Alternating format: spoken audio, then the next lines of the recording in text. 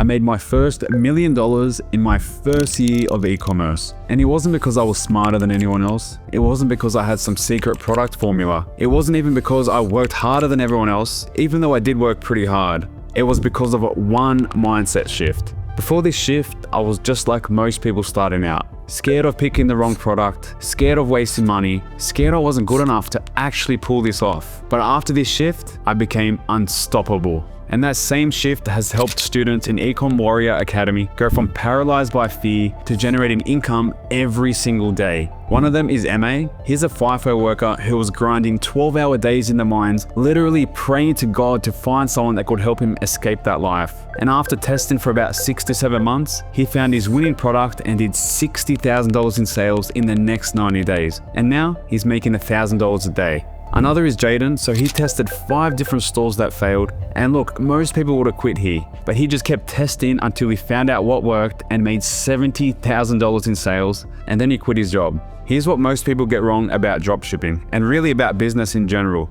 They think success is about finding the right product, or the right ad, or the right strategy. And yeah, look, those things matter, but they're not the real problem. The real problem is your identity. And Tony Robbins said something that changed my life. He said, the strongest force in the universe is a human being living consistently with their identity. So whether you believe you are, that's how you're gonna live. If you see yourself as someone who watches videos but never takes action, then that becomes your reality. If you see yourself as someone who gets scared and quits when things get hard, then that's who you're gonna be as well. But your identity isn't fixed. You can change it. For example, I grew up on Centrelink, and that's government welfare in Australia. Both my parents were on it when I was 10. My dad was violent, and we moved around constantly. And I remember showing up to school without the right uniform and feeling absolutely humiliated. I felt like I had no control over my life. But I decided something when I was young. I would be the kind of person who took control, not someone who hoped things would work out, but as someone who made things work. So at 13, I started boxing and going to the gym every day. Not because I felt like it, but because I was the one who decided to become disciplined. And in school, I got high grades. Not because I was naturally smart, but because I studied when the other kids were out partying. So when I started my first online business selling digital guides at university, I had a day where I made 0 sales, and days turned into weeks. At one point, I almost sold the business. Luckily, I found a neuro gym program, and it taught me visualization, affirmations, and goal setting. And most importantly, it taught me that you don't wait until you're confident to take action. You take action until you become confident. And that's when I shifted from I hope this works to I'm becoming the person who makes this work. And that shift prepared me for the challenges I had in my dropshipping business. It's what helped me go from nearly quitting to making my first $1 million within a year.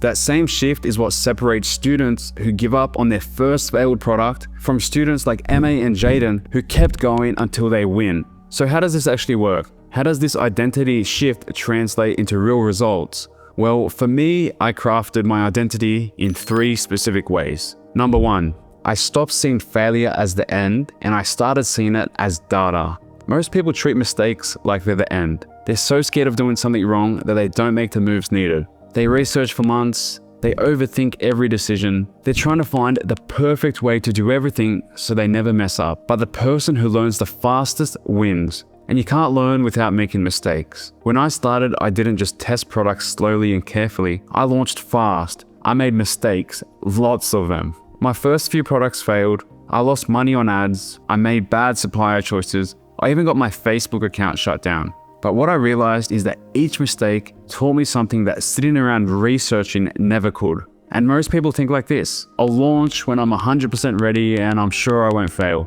But you know what? High performers think differently. They think, I'll launch when I'm 70% ready. You can study dropshipping for 6 months and learn less than someone who launches 3 products in 6 weeks. And you might be thinking, why? Because real market data beats theory every single time. Jaden, one of my students I mentioned earlier, his first few stores completely tanked. They failed. But he didn't sit around for months analyzing what went wrong. He just kept testing product after product. And eventually, around his 5th attempt, he found one that worked. He made $70,000 in sales, and soon after that, he quit his job. And look, if he spent his months perfecting product number 1, he'll still be there working that job he hated. And MA, my other student, tested products for about 6 or 7 months before he found his winner. And for most people, that's too long a time. But MA wasn't sitting around during those months. He was testing, launching, and getting feedback. And when he finally hit his winning product, he knew exactly how to scale because he actually built those skills through all of the failures. And he went from $0 to $60,000 in 90 days because he'd already paid the tuition.